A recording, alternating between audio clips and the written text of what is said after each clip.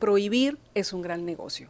Si tú prohíbes algo, tú vas a generar un mercado. Si ya hay un mercado, vas a generar un mercado más potente. No podemos conseguir una democracia si no hay libertad de expresión.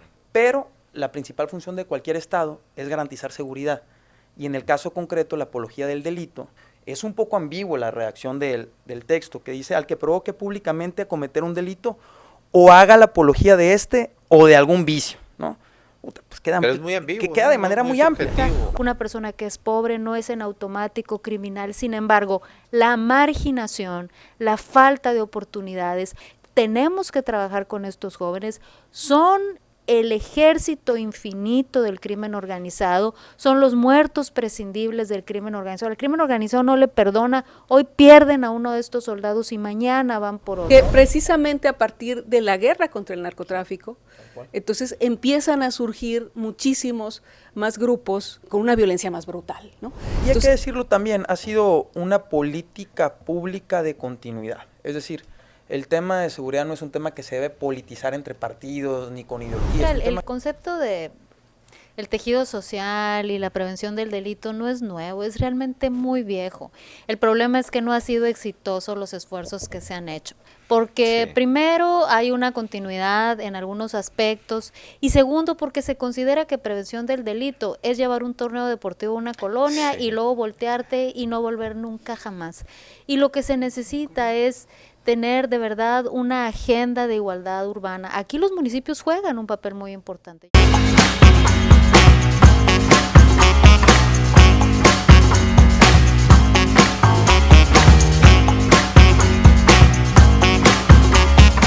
En Colombia. Ya estoy. Avísenme, como dice. Bueno, ya empezamos.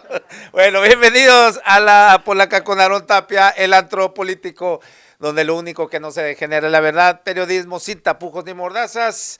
Síganos en mis redes sociales, en mi Facebook personal, Aarón Tapia, en la página de Facebook, Aarón Tapia Periodista. Dele like a la página para que pueda seguir las publicaciones que hacemos a diario y que les notifique estas transmisiones en vivo. También estamos en mi canal de YouTube, Aarón Tapia. Suscríbase y dele clic a la campanita para que les notifique los videos que subimos a diario, también estas transmisiones en vivo. En Twitter estamos en mi cuenta personal, @naranjero75, y en la cuenta del programa, @lapolaca_at, en Instagram, Aarón Tapia F, y TikTok, Aarón Tapia Periodista.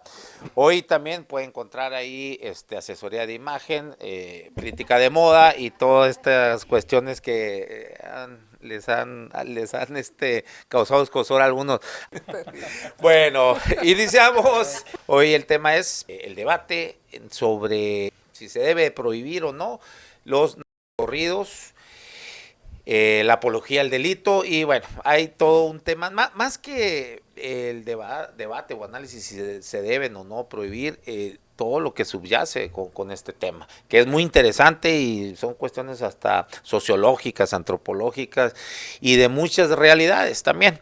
Y bueno, hoy nos acompaña como cada miércoles por Morena Wendy Briceño, con siempre ejecutiva. Sí, a ver, Saquito gracias, Aarón. Todavía no se ha deschongado con las vacaciones. El azulito que casi ya se está deslavando en pantalla, yo creo que lo ve en blanco, no, pero es un azulito muy tenue. Es azul claro. Como que pinta para naranja. No, digo, bueno, más, se ve blanca. Azul claro, pero, bueno, azul claro. Pero muy requete clarito. Bueno, son las épocas. Mira, Natalia Rivera trae más azul que tú la blusa. Sí, cierto, Bueno, lo estamos para que no haya confusiones. Sí, bueno, ahí está. Bueno, Bruno Cházaro del PAN y Natalia Rivera de MC. Pero bueno, a ver, el tema, el fin de semana, pues pasó lo que pasó en Texcoco. Yo creo que no tiene mucho caso mencionarlo, ya han corrido las imágenes del evento un palenque en la Feria del Caballo, donde bueno, cantante y sonorense, para acabarle chingando, Luis R. Conríquez de Caborca, pues se negó a cantar los narcocorridos yo la verdad no conozco mucho. Si escucho por ahí me ponen una rola de él, no sé si es él o quien sea, pero bueno, se supone que eso es lo que le identifica, ¿no? De hecho, escuchaba por ahí la otra vez en alguna de las mesas diciendo que él es el padre de los corridos tumbados. y nada más que ya la nueva generación, o Peso Pluma, ¿cómo se llama el morro aquí? Natanael, y hay otros, pues han como evolucionado más, ¿no? Este tipo de este género musical. Y se negaba porque, bueno, el público se los estaba pidiendo y dijo, no puedo porque la autoridad me lo prohíbe, y punto. Y se hizo, pues, el santo desmadre que ya vieron. Entonces, vuelve, bueno, es que en Texcoco, pues, está prohibido. Hay algunos municipios, en algunos estados, donde se prohíben este tipo de narcocorridos. Antes habíamos visto en Guadalajara, un Alegres del Barranco, algo así, ¿cómo es? Sí, ¿no? Alegres de Barranco. De Barranco, que en un concierto en Guadalajara muestran en las pantallas la imagen de uno de los líderes para no mencionarlos, pues, ¿no? Y dar mayor publicidad, de uno de los grupos criminales. Vinculado además con lo del Rancho Izaguirre, pues. Pues sí, bueno, sí. Y ese es el contexto delicado. Incluso hasta pierden la visa, ¿no? Le retiran la visa. Fíjate, ¿no? Ahí sería otra cuestión, los gringos, bueno, ¿y qué hacen con su gangster rap? Que han tenido miles de problemas, ha habido muertos entre raperos ahí. ¿Cómo se llamaba el gordito que mataron ahí en Las Vegas? Notorious Big, ¿no? Bueno. Han tenido muchos problemas también allá en Estados Unidos sobre este tema, o sea, no es una cosa nada más acá de México, la apología al delito. Y bueno, entonces surge otra vez este debate y se habla de prohibiciones. Hay quienes dicen, no, pues hay que prohibirlos. Pero en realidad, yo pondría sobre la mesa, y ya para iniciar, ¿es parte de la solución las prohibiciones? A mí me parece que no. O sea, hemos visto que las prohibiciones no funcionan en muchos aspectos, ¿no? Incluso en lo musical, yo me acuerdo cuando Molotov sacó su disco, se los prohibieron por las palabras altisonantes, y también traían, en ese momento no se hablaba mucho de la misoginia, de los derechos de la mujer y todo eso, pero no estaba tan fuerte el movimiento, pero también tenía un contenido bastante misógino, las letras de Molotov. Se prohibió más que nada por las palabras altisonantes, y los vatos salen les cayó como anillo al dedo, ¿no? La mercadotecnia, el marketing ahí, porque salen a las calles, al Ángel de la Independencia, y a venderles discos, se les puso hasta las madres. Los medios, pues, estaba muy fuerte MTV, recuerdo, y las imágenes corrieron. Bueno, se decidió que, bueno, para atrás las prohibiciones, y ya sabemos, pues ha sido todo un caso de éxito Molotov dentro del género del rock, ¿no? Ahora, hay otras cuestiones como la legalidad. Ahorita que mencionaba Natalia, apología del delito, siendo, o sea, con el personaje ese que mostraban los Alegres del Barranco ahí, legalmente creo que ni siquiera se puede catalogar como una apología del delito, porque ese señor ni siquiera ha sido apresado ni juzgado. Entonces hay una presunción de inocencia, ¿no? Se supone que ese es el espíritu. Entonces, hay complejidades por donde sea. Entonces yo dejo aquí con esto, y sobre todo el fondo del por qué la gente, a mí lo que más me llama la atención es el por qué reacciona la gente de manera tan virulenta como reaccionó en Texcoco, que a mí me parece que es el avance, el gran triunfo que ha tenido la narcocultura en la sociedad. ¿Y a qué se debe eso? A mí me parece que es por un abandono del Estado, y entonces estos músicos están cantando realidades, y a mí me parece que lo que se debería cambiar es la realidad para que esto, pues, mengue. Pero bueno, es nomás como para dejar aquí en la mesa, y le damos a ver, Wendy Briseño, la que está a la derecha del padre aquí, güey, bueno, en la pantalla la van a ver a la izquierda, ¿verdad? Como le gusta estar colocada. Pero bueno. Gracias, Aarón. Gracias, y saludar a la mesa también, a Natalia, a Bruno, que gusto coincidir, y a todos los compañeras que están aquí hoy, a quienes nos siguen también en las redes ya con ambiente de Semana Santa. Exactamente. Pues mira, empezaría por lo que ha dicho la presidenta de la República, Claudia Sheinbaum. Ella se ha manifestado, incluso hoy se manifestaba en el sentido de que no es una prohibición. Ella habla de algo que me parece muy relevante, que es cómo llegamos a un consenso social, que necesitamos llegar a un consenso social donde sea también, pues, ese convencimiento de la sociedad quien deje de, vamos a decir, o dejemos de consumir los corridos, y y otra serie de prácticas, vamos a decir, pero hablando de los narcocorridos, ¿no? Ella hablaba entonces de que no es en sí una prohibición, sino de que tenemos que llegar a ese consenso social. Yo diría 2 o 3 cosas más que me parece que son relevantes y que creo que también subyacen ahí a propósito de la introducción que tú dabas. Una, recuerdo a un maestro que teníamos que tomábamos por ahí con él hace muchos años un curso, tomábamos un curso. Yo pensé que iba a decir, tomábamos y nos poníamos a escuchar corridos. No, un curso, no, es que era es interesante porque era religión y sexualidad en Occidente.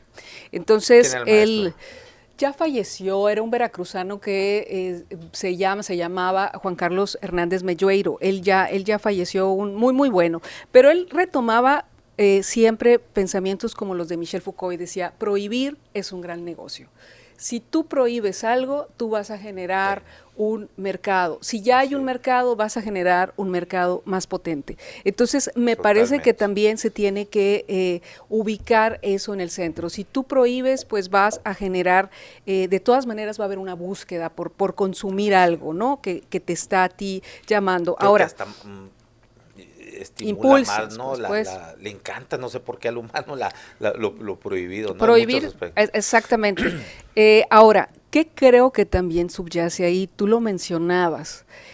¿Cómo es que se ha vuelto una narcocultura? ¿Y qué es lo que te dice el narcocorrido que es atractivo?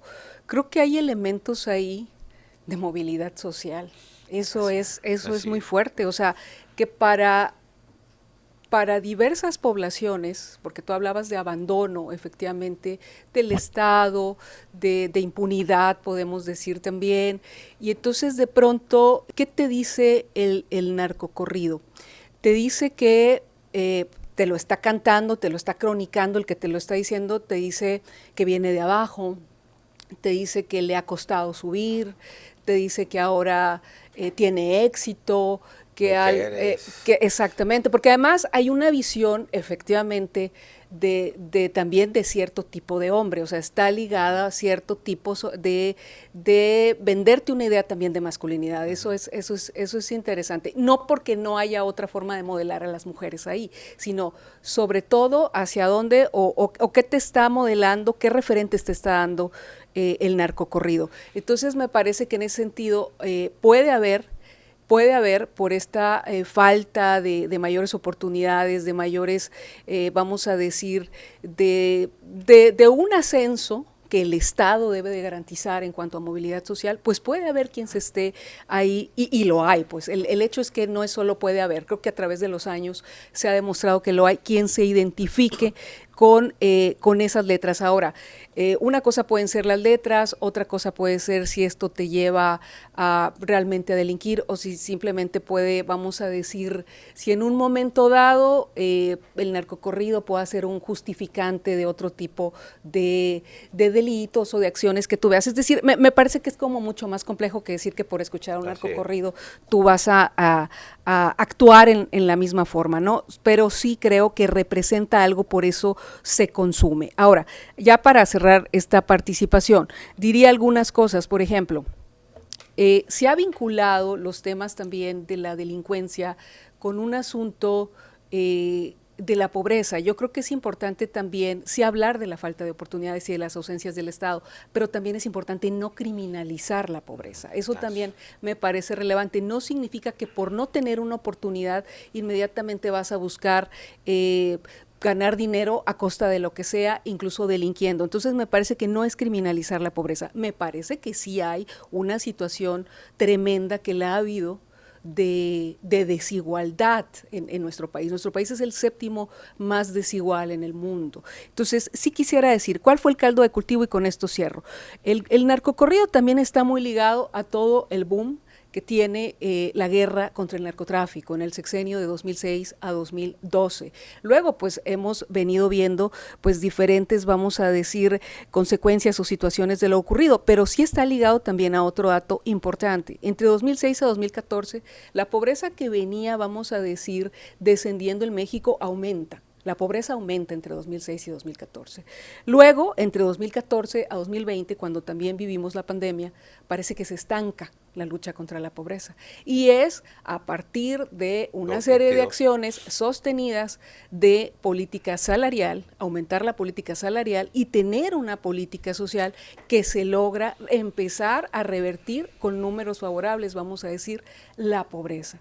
Entonces, que son las cifras que da el sexenio de Andrés Manuel López Obrador a su cierre, vamos a decir. Eso no significa que no haya otras aristas a considerar, incluso la desigualdad también se redujo. Eso no significa que no haya otras aristas a considerar en el fortalecimiento del crimen organizado, en el detonar y dinamizar la economía y las oportunidades de trabajo, entre otros. Pero ahí lo dejaría para ir a empezar.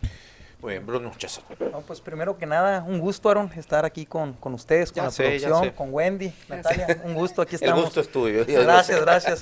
No, mira, Aaron, yo lo primero que diría es que a la hora de poder centrar un debate o poder colocar una idea, tenemos que partir de evitar los dogmas y la generalización de los temas. Es decir, yo no creo en todo aquello es malo y todo esto es bueno. O sea, tenemos que partir de ese primer punto. Matices. Y tenemos que dimensionar de manera muy concreta cuál es el objetivo que buscamos, socialmente hablando, como mexicanos, antes que nada, con independencia de nuestras simpatías políticas o nuestra militancia, llamémoslo así.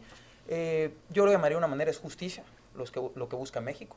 Los índices de impunidad son altísimos, lamentablemente, según datos del propio fiscal de la República. De cada 100 delitos que se cometen en México, solo se denuncian 10. Solo se denuncian, los otros 90 ni siquiera se denunciaron, por desconfianza a las instituciones, llámese instituciones municipales, estatales o federales, desde luego, ¿no? De esos 10 que se denunciaron, solo 5 llegan a juicio. Es decir, de 100 delitos, solo 5 llegan ante la autoridad judicial. Y de esos 5, solo la mitad, es decir, pues 2 y medio, se resuelve. Hay una resolución, ya sea en pro o en contra. Es decir, es muy difícil emitir cualquier juicio a priori, si ni siquiera tenemos un sistema de justicia, una fiscalía, y no nomás es la Fiscalía General de la República, es un tema de todos los estados, sí, pues, ¿no? Que funcionen correctamente. Lo que buscamos es justamente eso, y no podemos separar la agenda de justicia de seguridad pública, es decir, están completamente ligadas. El delincuente delinque porque es barato delinquir, porque no lo agarran, porque se pela, porque si lo agarran está mal integrada la carpeta de investigación. O ni siquiera va a ser denunciado. Ni siquiera hay la confianza ciudadana para poder denunciar a la persona. Es decir, el primer punto que creo que habría que abordar es desde una óptica en búsqueda de justicia y de seguridad pública. Creo que el debate es muy claro. Yo lo centraría en 2 bienes jurídicos tutelados, llamémoslo así. Es decir, la libertad de expresión por un lado, que su servidor la verdad es que siempre va a promulgar porque eso suceda. No podemos construir una democracia si no hay libertad de expresión. Pero la principal función de cualquier Estado es garantizar seguridad. Y en el caso concreto, la apología del delito, como lo define el propio Código Penal Federal, es a quien provoque, de alguna manera, a la comisión de un delito. Es un poco ambiguo la redacción del texto, que dice al que provoque públicamente a cometer un delito o haga la apología de o de algún vicio, ¿no? Pues pero es muy ambiguo. Que queda de manera muy amplia. No, ya ha habido legisladores de distintos partidos. Es el Código Penal, ¿no? Federal. Es el Código Penal Federal. 208 del Código Penal Federal. Que también lo regulamos en el ámbito estatal, sí, en el Código Penal Estatal. Es decir, es muy ambiguo. Esto evidentemente se liga a partir del 6º y 7º constitucional, que son los que rigen la libertad de expresión. Pero todo derecho tiene un límite. Es decir, mientras no afectes la honorabilidad de alguna persona, mientras no exista la difamación, mientras no invites a la comisión de un delito. Entonces, yo creo de manera general que es un error generalizar el prohibir algún tipo de expresión artística, llamémoslo así. Los corridos existen desde hace más de 30 años en México, es decir, los Tigres del Norte. No, en tiempos de la Revolución. Los Alegres, o sea, desde 50, ¿no? O sea, muchísimos. El tema es que si uno escucha con detalle cada canción, cada video, porque incluso hay legisladores que ahorita están proponiendo incorporar series de televisión, otro tipo de videos, otro tipo de hasta teatro están procurando que ya se legisle en el Código Penal Federal. Entonces yo creo que es analizar cada caso en concreto. Las prohibiciones en general a mí me parecen negativas, como de alguna manera lo mencionaba Wendy. Yo creo que tenemos que buscar entrar a los detalles de manera concreta, es decir, no dejarlo en un tema generalizado y desde luego procurando siempre garantizar la libertad de expresión y que la gente, que nosotros los ciudadanos podamos manifestar, ya sea en pro, en contra o con libertad de ideas, pues, ¿no? Entonces, ese sería el primer punto. Creo que todo parte de educación, la educación parte desde casa. La propia libertad de cátedra en México ha sido una lucha social de izquierdas, de derecha, de centro, de poder recibir educación y uno en libertad poder decidir qué se le hace mejor a uno y qué no. Es decir, si ya te están contando la historia a alguien más, empezamos a caer en sistemas autócratas peligrosos. Yo creo que debe privilegiarse siempre la libertad de poder contar alguna historia, evitando desde luego esos llamados que sí existen en algunos corridos a la comisión de actos de violencia, sí, o que glorifican de alguna manera a ciertos personajes que presuntamente son delincuentes, porque esa es otra también, Aaron, dicen, oye, tal persona que pusieron en una imagen allá no ha sido juzgado. O sea, pues a ver, pues volvemos al primer punto, pues. Digo, aunque todo el mundo todo el mundo lo dice. Sí, pero hay una carpeta de investigación. Hasta lo podemos saber, pues, pero, exacto, pero o sea, hay una acción penal a dicha persona, pues digamos, porque si empezamos a prejuzgar sin tener los elementos jurídicos de una carpeta de investigación, pues estamos cayendo en el mismo error que decimos que queremos combatir. Entonces yo creo que ese sería el primer punto, tener muy claro que lo que buscamos es justicia, seguridad pública, pero sin menoscabar la libertad de expresión. Okay. Ahí nada más para comentar sobre lo que comentabas a su vez tú sobre los narcocorridos, de que hace mucho existen y todo esto. Hay quienes, bueno, yo también coincido, ¿no? Lo que pasa es que ahora sí son mucho más concretos en sus expresiones de apologías o de acciones, ¿no? Si bien es cierto, digo, hasta Antonio Aguilar, hombre, pues cantaba Lamberto Quintero, y claro, es una apología, o sea, dice claro, que es un gran hombre, no sé qué, Lamberto Quintero, cosas era así, generoso, ¿no? que era generoso, otra cosa sí, de las que... Pero eran mucho más light, aún así, ¿no? Aunque es evidente, es clara, ¿no? La apología y el mame a un narcotraficante, hoy son mucho más expresivos, más crudos en sus expresiones de cómo hablan, e incluso el de que haces tal o cual acción te va a llevar a un gran nivel y vas a tener muchas mujeres y muchos autos de lujo y cosas así, ¿no? O sea, eso es también lo que muchos reclaman, ¿no? Aún así, digo, a final de cuentas, estas son cronistas de una realidad que se está dando. Y ya para tu otra intervención sería interesante que a lo mejor tú que trabajaste en el estado y el municipio más seguro de México, que es Mérida, el estado de Yucatán, pues qué se ha hecho, qué es lo que se ha hecho allá y si este tipo de subcultura tiene éxito también. Ahorita nos los comentará Natalia Rivera. Sí, yo creo que la discusión no es una discusión ni de moralidad, ni es una discusión de, digamos, de contenidos propiamente. Yo creo que en el fondo lo que está en la preocupación de la sociedad es tener una paz sostenible. Este no es un debate nuevo, desde la década de los 80 lo venimos escuchando. En Sinaloa en el 87 se hizo un primer esfuerzo por prohibir los narcocorridos, porque tampoco son cosa nueva. ¿Desde cuándo? Desde el 87. Sí, tampoco son cosa nueva. Entonces, yo creo que lo que está en el centro es una preocupación de la sociedad, se detona por lo que estamos viendo en el Rancho Izaguirre y todo esto a lo que se le echa a luz, la cifra de desaparecidos, el horror de las desapariciones en México, el horror de las fosas clandestinas. Creo que ese es el horror en el cual se centra esta discusión. Y esta discusión, más allá de la moralidad de las canciones o no, tiene que ver con que los mexicanos quieren una paz sostenible y sin duda alguna el consumo cultural, y esto no lo digo yo, lo decía Adorno, y hay un montón de autores detrás de este pensamiento y de esta reflexión, el consumo cultural es vital. La cultura, por eso no luchamos tanto, porque en el lenguaje se diga ellas y ellos, se visibilice, porque el lenguaje transmite valores, crea valores, es un círculo virtuoso en la construcción y transmisión de valores. Por eso no es solo este tema, o no es un tema de moralidad, es un tema de política pública integral rumbo a la construcción de una paz sostenible. Dicho esto, de que no es un tema solamente de contenidos o de moralidad, creo que sí, que efectivamente necesitamos trabajar de manera integral en la construcción de una paz sostenible. Yo no creo en criminalizar la pobreza. Una persona que es pobre no es en automático criminal. Sin embargo, la marginación, la falta de oportunidades, los jóvenes que tienen quebrantado su espacio de autoconfianza, que no se sienten capaces de emprender y realizar un proyecto personal porque todo su contexto les grita que no se puede.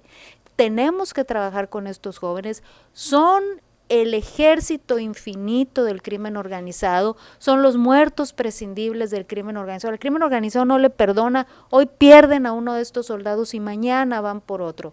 Entonces, sí hay relevancia en la discusión de este tipo de contenidos, no por un tema de moralidad, sino por un tema de política pública. ¿Y qué creo? Si bien es cierto, a lo mejor no es tan pendenciera esta mesa, porque también coincido con que la prohibición no es necesariamente el camino. Sí hay una cosa en política pública que se llaman fricciones, y lo hemos visto mucho. Por ejemplo, para el consumo de tabaco, no se prohíbe el consumo de tabaco, pero hay fricciones. No lo puedes consumir adentro del restaurante, no lo puedes consumir en un avión, lo tienes que consumir en un espacio. Es una fricción. Sí, porque afecta la salud de los demás, ¿no? Tú no puedes hacer publicidad, tampoco no puede haber publicidad. No está prohibido que uses el celular, pero hay una fricción. No puedes utilizar el celular mientras vas conduciendo.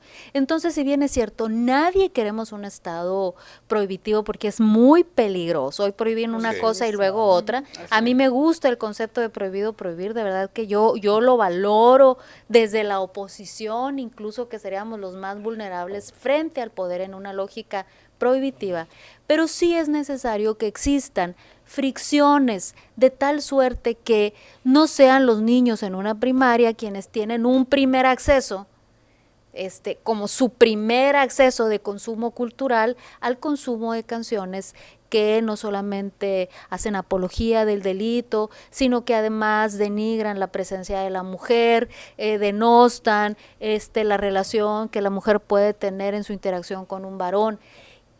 Y creo que es ahí. A mí me parece bien la postura de la presidenta, la verdad me gusta, me parece bien que esté con este esfuerzo desde el Estado de México, canta y encanta, pero también me parecen bien las fricciones que se están, así se le llama en política pública, que se están trabajando desde algunos estados, como por ejemplo Jalisco, que frente a lo que pasó en la universidad, de poner las fotografías de digamos, notoriamente integrante del crimen organizado, la fricción es, sí la puedes escuchar, pero no en un evento que es pagado por instituciones del Estado y que es en espacios públicos. Entonces, dicho esto, no creo en la prohibición, me parece que no, pero me parece que desde la perspectiva de políticas públicas sí hay que trabajar de manera integral, una política muy fuerte de integración de nuestros jóvenes y nuestras comunidades en condiciones de marginalidad, pero también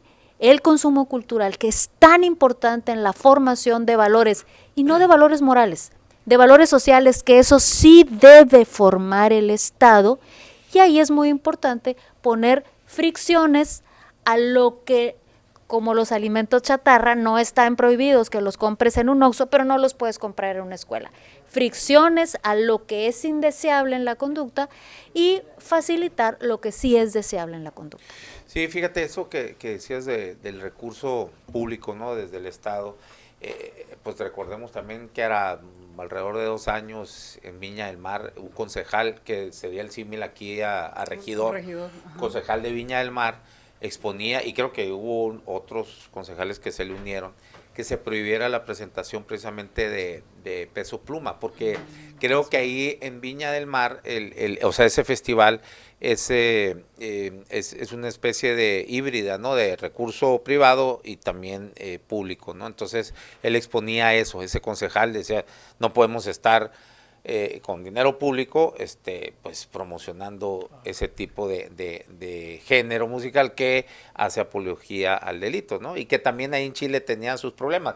Y esto parece ser, no es, o sea, esto es, como lo dije al principio, no es exclusivo de México. De hecho, toda Latinoamérica está, bueno, y Estados Unidos también, teniendo problemas muy fuertes con el crimen organizado, sobre todo con el narcotráfico, pues, ¿no? Y en toda Latinoamérica, pues, está penetrando, pero como cuchillo en mantequilla este género. Digo, qué huevo, digo, cada quien sus gustos, eso es otro, no, digo, a mis oídos me dicen que es de muy baja calidad. Bueno, si ese no tipo quieres, de música, no, así no, o sea, bien. Ya le bajamos. Sí. No, bueno, a mí no me gusta, pues, no, pero digo, cada quien es libre de consumir lo que quiera, ¿no? Y en este género musical, pues bueno, allá ellos, pero es increíble cómo se ha exponenciado y cómo ha conquistado, pues creo que son mundialmente de los más escuchados en estas plataformas digitales de Spotify, Sí, o sea, sí, increíble, sí, pero bueno, sí. eso me dice a mí que hay una identificación con gran parte de la sociedad donde pues esas realidades que estos morros cantan, exponen ahí de manera, pues también es mi consideración, muy banal, pues bueno, pero así se identifican con ellos mucha población, no solo de México, insisto, sino de Latinoamérica, ¿no? Hay un amigo ahí que andaba de vacaciones en Argentina y le preguntaba, oye, que los corridos tumbados, hay un playlist lleno de corridos tumbados, ¿no? Y le dice, pues de allá donde vengo yo es la cuna, para acabarle de chingar Sonora es la cuna, ¿no? Del corrido tumbado. Pero bueno, Wendy Briceño. Bueno, creo que parte de los retos, a propósito de lo que comentaban Natalia, Bruno y tú mismo, Aaron, creo que uno de los retos es cómo retejes socialmente, ¿no? Porque Eso. me parece que es situarse en las problemáticas pues muy profundas, muy dolorosas, muchas de estas problemáticas muy dolorosas, y cómo retejes, y ahí es, me parece que ahí es donde se coloca el esfuerzo del gobierno federal, pero es un esfuerzo que tiene que ir, y me parece que esa tiene que ser la lógica, pues unido a los gobiernos estatales, a los municipios, a los otros poderes. Creo que parte, si hablábamos de oportunidades, pero también me parece que hay que hablar de justicia social y de la ausencia de ella, que creo que es donde están también estos vacíos. Y me parece que ahí también tiene que haber una lógica de inversión, de presupuesto que sea socialmente equitativo. ¿Qué significa eso? Pues no es nada más una frase cuando dices que tienes que invertir más donde ha habido más abandono, sino que tiene que ser una realidad, o sea, tienes que invertir. Está por un lado la política social, me parece que otra de las aristas o de las apuestas sí tiene que ser esa dinamización de la economía, porque tiene que haber una oferta laboral importante, amplia también, y en ese sentido que los gobiernos tienen que invertir, todos los órdenes de gobierno tienen que invertir donde más se necesita, no solamente donde más te vean, dicho con toda la responsabilidad, pues, no solo donde más te vean. No estamos hablando del Toño. O donde... Tranquila, no estamos... No entramos en ese tema. Ahí te No, hablan, Bruno. o donde... Te toca defenderlo así. O donde más o donde más hayan votado por ti. Es que ese es precisamente el tema, no solamente donde más te vean o donde más hayan votado por ti, sino que tenemos que invertir precisamente en muchos contextos donde hay mucho abandono. Entonces, a mí me parece que también eso es parte de un compromiso presupuestal que también viene desde los congresos, o sea, porque también en los congresos, pues también se hace una deliberación, también se vota el presupuesto, también se discute, también se tiene que decir para dónde va y qué aprueban y qué no. Entonces, me parece, y luego rendir cuentas por parte del Poder Ejecutivo. Entonces me parece que también viene desde ahí como eso de cómo se va a retejer y cómo se va a hacer una apuesta de justicia social profunda. Retos que se tienen, pues sí, ya se mencionaban, las fiscalías me parece que es uno de los retos más importantes que se tienen. En el tema de las fiscalías, pues se ha discutido en qué momento, y yo espero que así sea, va a entrar una reforma en materia de las fiscalías. Ahora, con estas reformas que mandó la presidenta, parte de lo que han expresado. Pues ha dicho, ¿no? Que es el segundo piso, dice, ¿no? Algunos, y parte de lo que han expresado, digamos, algunos colectivos y expertos ahora que se están, porque precisamente se están llevando a cabo, yo creo que las han visto las mesas con la Secretaría de Gobernación, las mesas de las madres buscadoras se han estado llevando a cabo con la Secretaría de Gobernación, y me parece que eso es muy importante, pero entonces ahí ya ha salido más bien el tema de las reformas a las fiscalías, es decir, un acceso a la justicia, también tiene que ser claro el acceso a la justicia. Yo coincido en que la impunidad finalmente es el caldo de cultivo donde se reproducen, o sea, si tú casos como los feminicidios, las desapariciones, si tú cometes un delito y ves que no sucede nada, pues entonces te das cuenta que puedes volverlo a hacer. O sea, me parece que entonces eso también, por eso está muy ligado, y la perspectiva de la justicia social me parece que también está totalmente ligada. Y diría también, bueno, ¿y cómo fuimos solamente otra vez como contexto? Es que creo que es muy importante también que los gobiernos estatales sí asuman su parte de manera muy responsable, sin quitar la de la federación, no lo estoy diciendo en ese sentido. Lo digo porque el tema y el gran reto también aquí es cómo se va infiltrando también el narcotráfico en diferentes gobiernos, en diferentes órdenes de gobierno. El crimen organizado, como también se ha ido metiendo, particularmente desde que empieza... no lo aludo para debate, eso no lo aludo como contexto, Bruno, porque precisamente a partir de la guerra contra el narcotráfico, entonces empiezan a surgir muchísimos más grupos y cada vez más, vamos a decir, con una violencia más brutal, ¿no? Entonces, a partir de aquí se empieza a ver, y entonces empiezan estos campos de reclutamiento forzado, como en Tamaulipas, que es lo que estuvimos viendo en Jalisco, y sucede, y entonces me parece que junto con una política social urge esta política profunda, donde también desde los gobiernos de los estados se tiene que asumir la propia responsabilidad, porque también ¿por qué ha crecido o por qué crecieron estos campos en diferentes estados? Pues por una vinculación gobierno estatal, cárteles, ¿no? Que fue el caso pues de Alfaro en Jalisco, que lo hemos comentado también en las mesas de Natalia, no pero un poco como los casos como los casos, no, lo pongo.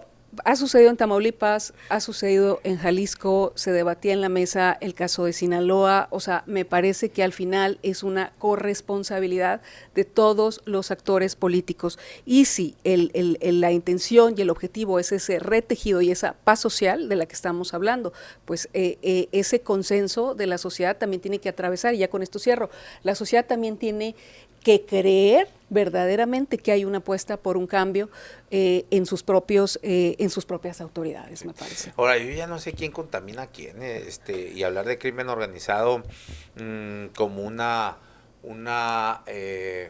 como un ente fuera de las estructuras de los gobiernos de todos los niveles, me parece que estamos comprando una narrativa impuesta desde hace muchísimo tiempo, y cuando hemos visto datos históricos serios de especialistas en el tema como Luis Astorga, por ejemplo, gran académico de la UNAM, o más reciente Oswaldo Zavala, pues te van a los orígenes, y los orígenes, por ejemplo, del crimen organizado en cuanto al narcotráfico fue organizado desde las estructuras de gobierno, desde la extinta DFS, la Dirección Federal de Seguridad, ¿no? Que por cierto, la otra vez el licenciado, como le dicen en el PRI, pues en un tuit ahí hablando algo de los desaparecidos y echándole todo el caballo, que ya no se acuerda entonces dónde inició él su carrera política y bajo el padrinazgo de quién. ¿no? De quienes históricamente han sido acusados por desapariciones forzadas, ni más ni menos que Gutiérrez, ¿cómo se llamaba? Fernando Gutiérrez Barrios, director de la Dirección Federal en Gobernación. Sí, bueno, pero digo, es un tema complejísimo ese, ¿no? Por eso cuando yo no sé quién infiltra a quién, pero creo que hay que ver si hay mucho, dentro de las estructuras, hay mucho crimen, de las estructuras oficiales, pues, ¿no? Hay crimen organizado desde ahí, ¿no? No estoy generalizando, yo sé que no es más, ni creo que sea la mayoría de los funcionarios que participen en esto, pero sí, esto es, pues es muy sistemático, ¿no? Y a través de, llegue el presidente que llegue, ahí sigue en una dinámica sistemática que vemos. El crimen organizado es claro que no pudiera existir sin la permisividad de las autoridades, ¿no? O de la complicidad o la sociedad, como lo quieran. Pero bueno, fíjate, recordaba con esto de los corridos o narcocorridos, allá en los 90s, no sé si recuerdan a Ricardo Rocha, que está detrás de la noticia. Ya lo metían en domingo a las 11 de la noche, ¿no? Donde, sí, cuando hacía un excelente periodismo, no sé cuántas veces lo vetaron de Televisa y por alguna razón otra vez volvía Ricardo Rocha, pero siempre lo metían ahí en horarios así medio raros, porque sacaba documentales muy buenos, ¿no? Y yo recuerdo que andaba en Sinaloa, él haciendo un reportaje precisamente de la narcocultura, de cómo había, te estoy hablando, sería 95, 96 por ahí. Y desde entonces, y cómo se hablaba ya de cómo iba avanzando, ¿no? Y el cogollo ahí pues era Sinaloa. Y recuerdo perfectamente bien, así lo tengo tatuado en la memoria, entrevistando, hasta recuerdo el rostro del niño de 8 años, y le dice, está en Badiraguato, y le dice, ¿tú qué? A lo mejor podía haber dicho, o sea, le pregunta a él, ¿tú qué quieres ser de grande? Y de ahí de Badiraguato son los Tigres del Norte, ¿no? Podría haber dicho a lo mejor los Tigres. Rosa Morada. Sí, entonces dice el niño, narco. Ah, sí, ¿por qué quieres ser narco? Porque quiero una camioneta grande así, con unas llantonas, y que me compongan un corrido, ¿no? Entonces, desde entonces la narcocultura pues ya se hablaba de que avanzaba, y que incluso yo recuerdo también en los 90 hablaban del riesgo de colombianizar, ¿no? Por la fuerte presencia e impacto del narco en Colombia, pero ahora es totalmente al revés. Ahora en otros países dicen que hay riesgo de que se mexicanice, ¿no? Entonces, el Estado evidentemente pues no hizo nada en cuanto a esta cultura, más que ocurrírsele prohibiciones, lo cual pues vemos, pues no resulta en nada, y no se preocupó, porque siempre han desdeñado lo que es deporte y cultura, ¿no? Siempre los primeros tijeretazos al presupuesto, y no fue la excepción la 4T, a cortarle las cuestiones culturales, y ahí tenemos este problema, ¿no? Que ahora estamos, y muchos piden prohibición, y como si vaya a ser parte de la solución, pues, y no lo es. Entonces, por eso yo hablaba de un abandono del Estado, y ya terminó, ¿no?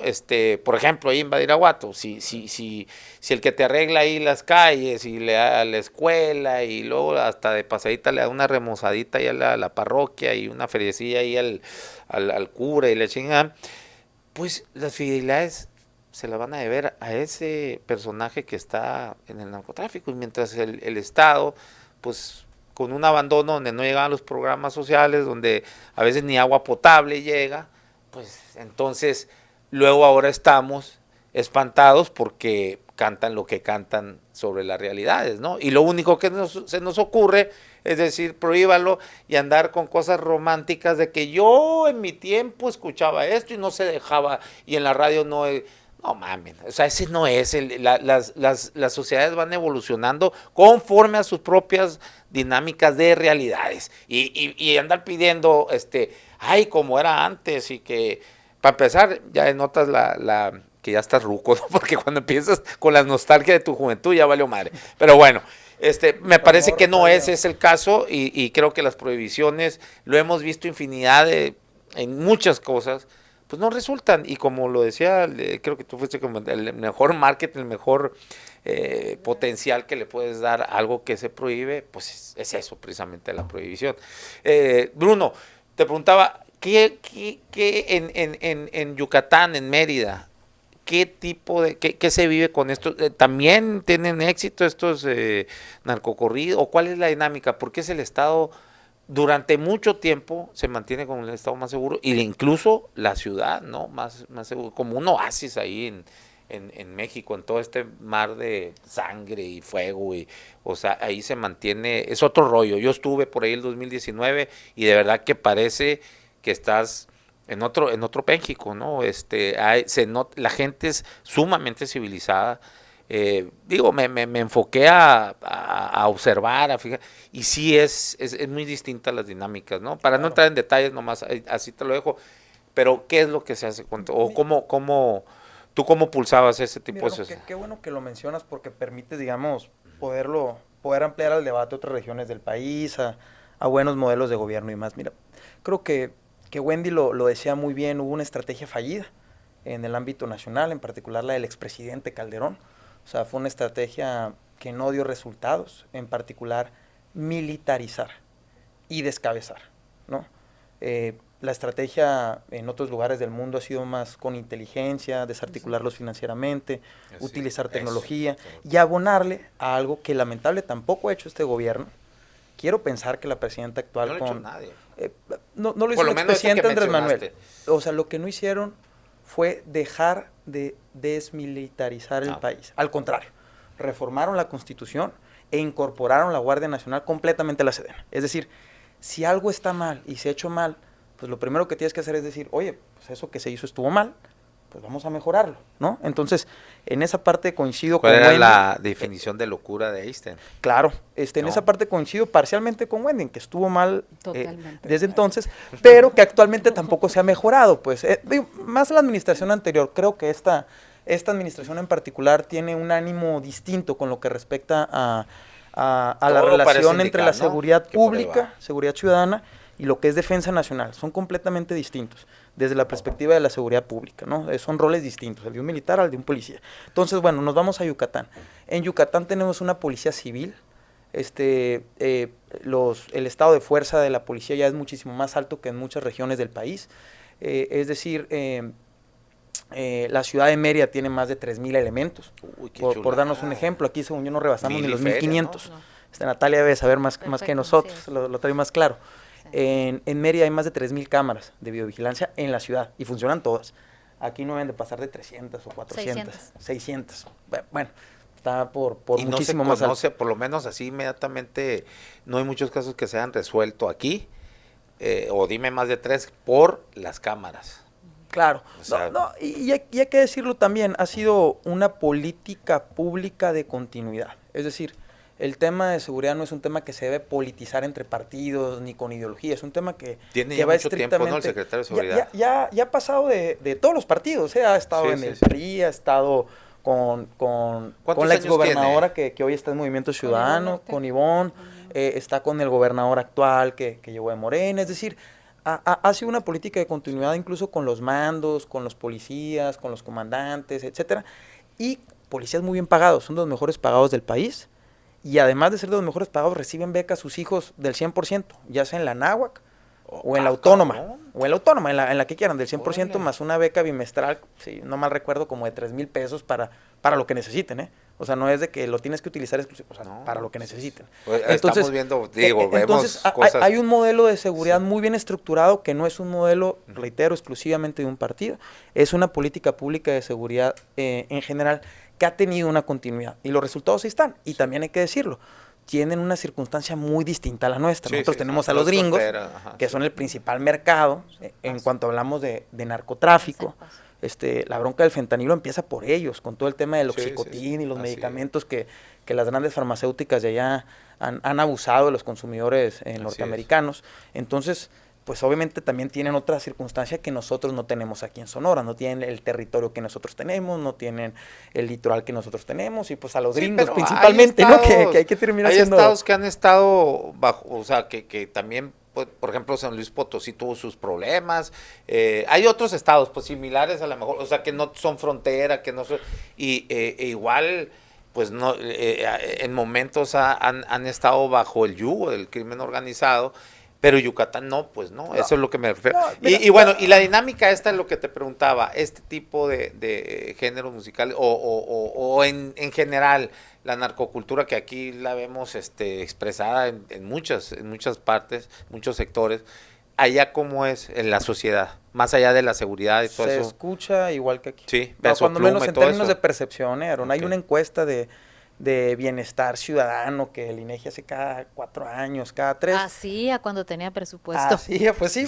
La última que vi es de 2021 o 2020, por ahí. ¿El quién? El INEGI. Donde te dicen más o menos qué tipo de música le gusta a la gente y dónde y en qué regiones. Y si es generalizado que a la gente le gusta esa música, digo, con independencia de si es Camelia la Tejana, o los corridos de antes, o si es un corrido de los llamados bélicos más recientes, ¿no? Pero sí se escucha, a la gente sí le gusta, nomás que hay otro tipo de tejido social. Y como bien han comentado tanto Natalia como Wendy, el tema del tejido social, pues claro que es clave, nomás que tienes que acompañarlo de inversiones productivas del Estado que puedan detonar la economía y que permitan crecer parejo, es decir, igualdad. Por ejemplo, los gringos les criticamos algunas cosas, como el tema también del consumo y que allá también se distribuye y demás, pero por ejemplo en épocas difíciles ellos sí han implementado un ingreso básico universal, lo implementaron en la pandemia. Nosotros no lo implementamos en México, lamentablemente, y hubo mucha gente que a lo mejor se pudo haber rescatado durante la pandemia, pero no tenían el apoyo del gobierno, es decir, un ingreso directo de todo eso que se está yendo a lo mejor a Dos Bocas todavía, o algunas de esas obras. El AIFA creo que sí es muy bueno, Wendy, a mí sí, ese en particular se me... Cuando ya esté listo el tren, ¿no? Cuando ya esté el tren. No, el AIFA se me hace buenísimo, está lejos de la ciudad, pero no, sí pero es bueno. cuando esté el tren, es que, a ver, todos los de Londres, en Roma, o sea, los grandes, o sea, estas ciudades los europeas, conecta, ¿no? Sí, están ¿A lejos también de la ciudad. Fijaron? No conozco Londres, no conozco Londres, pero sé que está, Roma sí, Roma sí. El Aarón es del Red Set, ya lo hemos hablado. Sí, ya lo dijo. Era un término muy utilizado en los 70, pues, ¿no? Sí, ¿no? Sí. Oye, o otros le decían Radical Chicks, les decían, pero no soy Radical Chicks, pero bueno, no, aquí el asunto es cuando conecten ya, que por fin acaben el trenecito que te va a llevar pues a Ciudad de México, eso va a ser excelente, ¿no? Yo creo que pero sí. Bueno, eso a mí sí me gusta, a mí sí me gusta. En fin, entonces... Invertir sí. como bien lo mencionaban las compañeras en el tejido social, hay gentrificación, hay precarización del empleo, los sueldos no alcanzan, sí. Tenemos muchas circunstancias sociales que todo indican a que seguimos que abonarle con mayor fuerza a los programas sociales. La dinámica también tiene que ser cómo se hacen de una manera generalizada, de alguna manera que evite, ¿no?, el sesgo que pueda tener cualquier gobernante para utilizarlo con otros fines, ¿no?, ya del color que sea, ¿no? Pero yo creo que básicamente pues hay varias coincidencias en esos aspectos. Sí, ha estado muy poco pendenciera la mesa. Ya está muy... Ya no los voy a invitar, qué aburridos, pero bueno. No, sí. Natalia Rivera, ya esto es para unas conclusiones. No, sin duda alguna, mira, el concepto de el tejido social y la prevención del delito no es nuevo, es realmente muy viejo. El problema es que no ha sido exitoso los esfuerzos que se han hecho. Ese es el problema, porque primero hay una continuidad en algunos aspectos y segundo porque se considera que prevención del delito es llevar un torneo deportivo a una colonia y luego voltearte y no volver nunca jamás. Y lo que se necesita es tener de verdad una agenda de igualdad urbana. Aquí los municipios juegan un papel muy importante. Yo proponía cuando estaba en la campaña una agencia para la igualdad urbana que estableciera cuáles son los mínimos de calidad de vida, porque no solamente tiene que ver con una transferencia económica, que no estoy de acuerdo, también tiene que ver con un entorno y hay muchísimos estudios alrededor de eso. Si un joven se levanta en la mañana y lo que ve su casa de cartón, alrededor casas de cartón y no hay drenajes y cucarachas de este tamaño y ratas de este tamaño y un basurero clandestino allá, todo le grita que no es capaz de emprender y desarrollar un proyecto personal, es decir, todo le grita que no es un actor social. Entonces lo que se necesita es de verdad intervención comunitaria que va desde infraestructura hasta intervención real, donde el deporte y la cultura no son un torneo de vez en cuando, son instrumentos de verdadera integración social. Necesitamos integrar a los jóvenes en condiciones de marginalidad a la educación, al empleo, pero sobre todo a la esperanza, es decir, a que se sientan ellos verdaderos actores sociales que pueden contribuir a la sociedad y contribuir y construir ellos mismos un proyecto personal. Creo que ese es uno de los grandes retos. No es barato, no es fácil, pero ningún problema complejo tiene soluciones sencillas. No existen productos milagro para problemas complejos. Entonces pasa por eso, sí pasa por las transferencias, por supuesto que sí, en el tema de los adultos mayores, sí pasa por ahí, pero también pasa porque los 3 niveles de gobierno se comprometan en verdaderas políticas públicas de intervención comunitaria y de integración a los jóvenes en condiciones de marginalidad.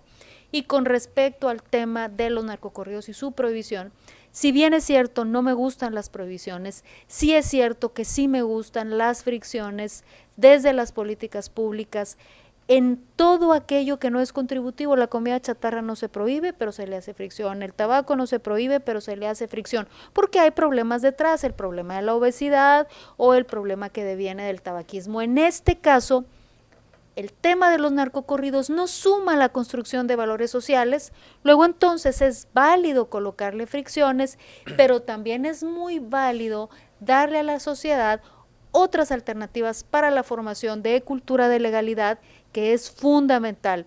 Nosotros tenemos un pacto social como sociedad, este pacto social que nos permite vivir en sociedad requiere, 1, que el ciudadano lo reconozca, 2, que el ciudadano lo respete, y eso es cultura de legalidad, pero también el Estado. Si bien es cierto, a mí no me gusta que el Estado se meta a formar valores morales, sí me gusta y sí considero indispensable que forme los valores sociales, y eso es desde la escuela y desde todas las instituciones de transmisión de valores a las que se refería Adorno y un montón de autores que tienen que ver con el Estado, con los medios de comunicación. Ahora tenemos las redes sociales. Y a mí no me gustan los estados que regulan mucho, pero los estados tienen que regular lo que tienen que regular, y se tiene que regular desde las políticas públicas. Ha habido muy pocas políticas públicas exitosas, pero hay que voltear a una. La familia pequeña vive mejor. Cuando necesitamos que el Estado mexicano interviniera con una política pública exitosa, que fue la de la familia pequeña vive mejor, la podemos observar y se abordó desde muy distintas perspectivas. Había canciones, había novelas, o sea, se reconocía en el eje de la política pública al sujeto de políticas, que es la persona, y la persona es un ser humano que tiene emociones, que recibe valores, que es influenciado por las instituciones de transmisión de valores, y lo que estoy diciendo es bien de izquierda, me lo reconocerá muy bien Wendy. Entonces creo que ahí sí el Estado tiene que regular lo que tiene que regular y tiene que intervenir donde tiene que intervenir, sin decirte que por el solo hecho de eliminar los narcocorridos se va a acabar el narcotráfico o el consumo de drogas. Es como si dijéramos que si eliminamos las canciones de Paquita la del Barrio, todas las relaciones matrimoniales van a mejorar. No es así. Al revés. No es así. Pero sí forma parte de una política integral de crear algo que va más allá de la inseguridad, que va hacia paz sostenible. Si eliminamos las rolas de Paquita del Barrio, el hombre dejaría de ser sobajado, dijera, hijo sangrestano. Bueno, las fiestas donde habemos mujeres se volverían muy aburridas, ¿no? Sí. Pero está mejor la canción esa que ponen así como de meme en los videos, que están muchas morras como que andan viejarras y pone a un vato ahí guapo y que... ¿Qué? Bandido. Sí, o sea, que están no. bien hasta... Sí, no, ya no las ubicas esas, ¿no? Bueno. Sí, en los salones de despecho, Sí, te encontraré, bandido, pero salen todas las morras cantando así. Pero, no, pues si te salen ahí, no, me da mucha risa. Eres fan, Aaron, y está bien.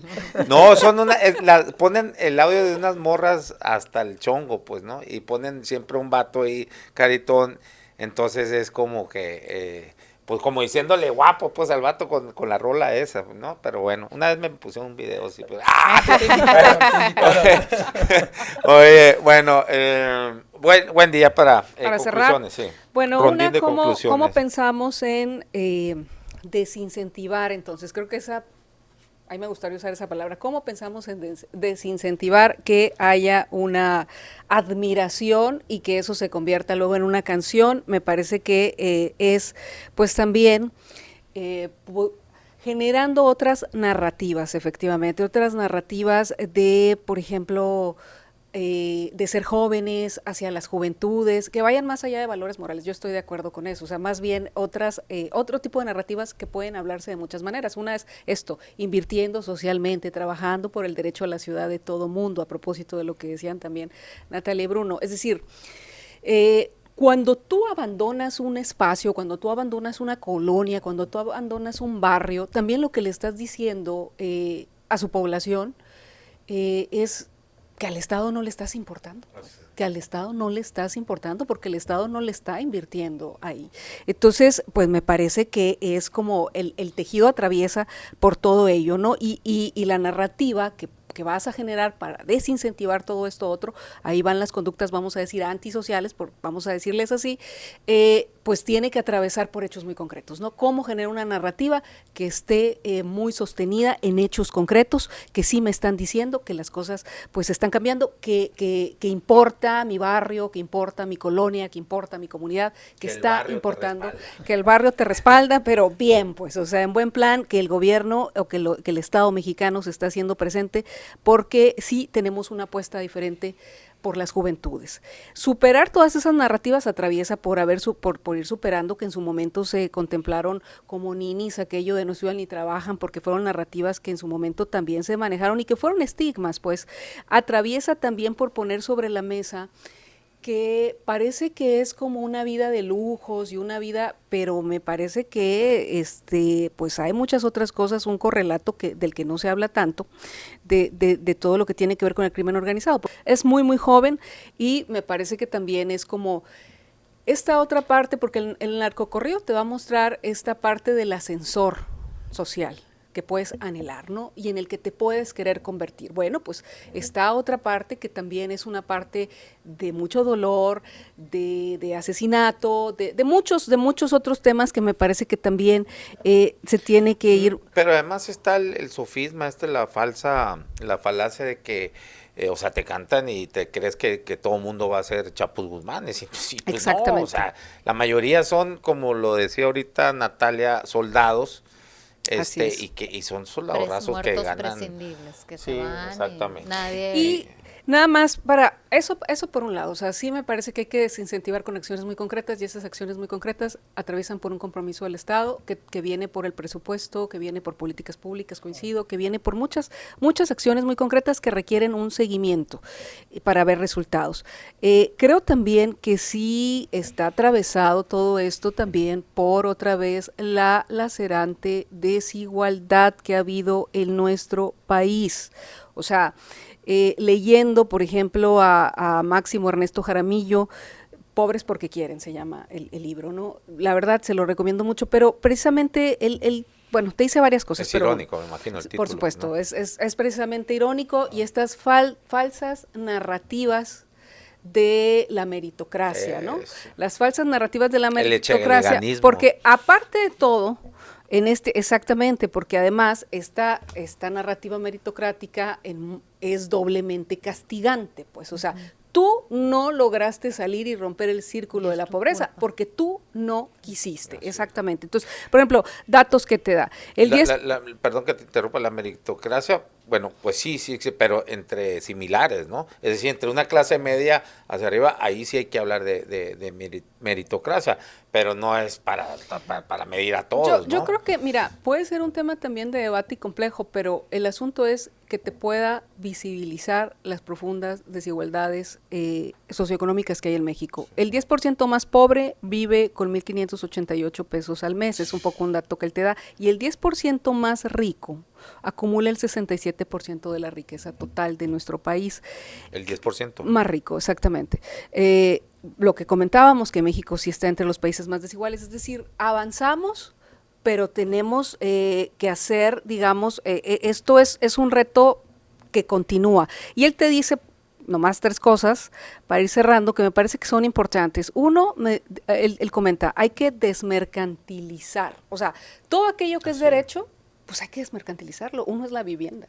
O sea, la vivienda, la educación es otro, ¿no? O sea, son apuestas donde el Estado sí tiene que desmercantilizar. Luego, te habla también, hay que desfamiliarizar, o sea, dejar de pensar que la familia te va bueno, pues ya no es que no pude acceder a algún tema, sea de salud o de estancia infantil, la familia, no, hay que desfamiliarizar y entonces hay que invertirle a esos servicios. Y te dice también, hay que redistribuir. Por eso no es un discurso donde se quiera confrontar, bueno, de pronto pues sí hay esas visiones de país, es cierto, pero pues creo que la realidad nos está hablando. Cuando hablamos de redistribuir, cuando hablamos de hacer reformas fiscales progresivas, cuando hablamos de que pague más, realmente quién gana más, quién factura más y que en ese sentido haya una regulación como Estado y que se reinvierta. Y pues ya cerraría nada más diciendo, yo también coincido en que yo no estoy de acuerdo tampoco en la militarización, pero también entiendo que son apuestas muy complejas y que también sacar así nada más cuando se dialogaba con los gobernadores, cuando se dialogaba con alcaldes, pues ellos mismos y de cualquier partido decían, si tú sacas al ejército, tú me vas a generar, o si tú sacas a la Guardia Nacional, tú me vas a generar aquí pues un desastre mayor. Entonces, a mí me parece que sí hay que hacerlo. Yo tampoco coincido, normalizaría la presencia del ejército o de la Guardia Nacional ya per se en la vida pública. Me parece que no, me parece que la apuesta sí tiene que ser en otro sentido. Ya se había dicho, estas reformas que quiere hacer la presidenta Claudia Sheinbaum, el trabajo de inteligencia, la apuesta desde ahí y mucha política pública, pero me parece que también pues se atiende una realidad urgente, pero coincido en que se tiene que ir en progresivo con la salida de desmilitarizar los diferentes espacios de nuestro país. Bueno, Bruno Cházaro. No, pues Aarón, mira, creo que hay un punto muy claro, no es crecer por crecer, es crecer parejo. Lo resumiría de esa manera, para poder generar un desarrollo igualitario para efectos sociales, ¿no? Y evitar que esa descomposición social que tenemos, lamentablemente, que las oportunidades evidentemente no son las mismas en Sonora que puedan ser en Guerrero o en Chiapas, dependiendo obviamente de las regiones, ¿no? Yo creo que ese es un gran punto a tratar y hay pues todo un debate que pudiéramos tener al respecto. Yo creo que las políticas públicas tienen que ser de manera muy concretas hacia algo, pero partiendo de un diagnóstico, es decir, no podemos legislar por legislar o tratar de resolver algo que no necesariamente está afectando a cierta población en cierta región, en cierto grado. Es decir, todo debe partir de un diagnóstico. El problema actual, que es el motivo del debate sobre la apología del delito, es un problema generalizado en el país. O sea, no es un problema de Quintana Roo o de Baja California. Es un problema prácticamente en todo el país, porque lamentablemente como sociedad no hemos generado los modelos a seguir para las próximas generaciones. Es decir, los mismos datos de estas encuestas dicen que quienes están, digamos, más tendientes a esta cultura, pues son las próximas generaciones, el rango entre los 15, 18 a los 25, 30 años, ¿no? Entonces, pues obviamente tenemos que focalizar hacia ese sector con alternativas. Evidentemente el deporte es una de ellas, la educación, la integración y el desarrollo de la familia, en fin, son una serie de acciones que, como bien lo ha mencionado incluso la propia presidenta, para reconstruir el tejido social, pero esto pasa también por entrar al tema. Yo no creo que deba ser un tema, como lo dijo la presidenta, de dejárselo a los estados y los municipios. Es un tema de todo el país. Entonces, debe ser una legislación federal, yo concluiría con esa parte. Debe ser profundizar en el tipo penal, poder llegar a detalles en específico para evitar criminalizar a los artistas, porque para mí los artistas pues son eso, son artistas. Ellos están en toda su libertad de poder expresarse como gusten, de poder cantar lo que gusten, siempre y cuando no provoquen algún discurso de odio y nos podemos remontar a las peores épocas de la humanidad, si nos vamos hasta el nazismo, o nos vamos a las épocas de guerra mundial, o inciten algún delito, como es el caso concreto, pues no, algún tipo de discriminación, ya sea por creencias religiosas, por razón de género, o por los distintos tipos de discriminación que hay. Entonces, yo creo que sí se debería de legislar, ya hay propuestas en específico. Un legislador de Aguascalientes presentó una, en lo personal tuve acceso a la iniciativa, se me hace muy limitada todavía.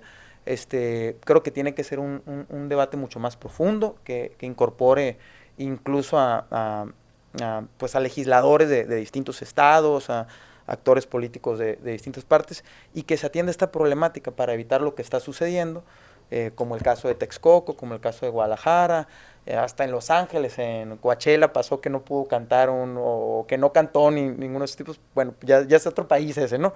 Pero cuando menos aquí en México creo que sí hay que atender el tema y tampoco escandalizarnos, Aarón, porque miren, en Las Vegas hay un museo de la mafia, pues, o sea, si a esas vamos, pues, o sea, Al Capone tiene series de sobra, ¿no? Lucky Luciani, todos los mafiosos irlandeses, italianos, Luciano, o sea, ni se diga si nos vamos a Sudamérica con Pablo Escobar, pues, o sea, ahí está su casa, hasta sus carros, y entiendo que hay toda una exhibición, hay como un museo, o sea, y series pues también sobran, ¿no? Sí. El problema no es que exista la historia. De hecho, tenemos que conocer la historia, precisamente para evitar repetir esos errores y para conocer que para que algo sea bueno, pues tiene que haber algo que no es tan bueno.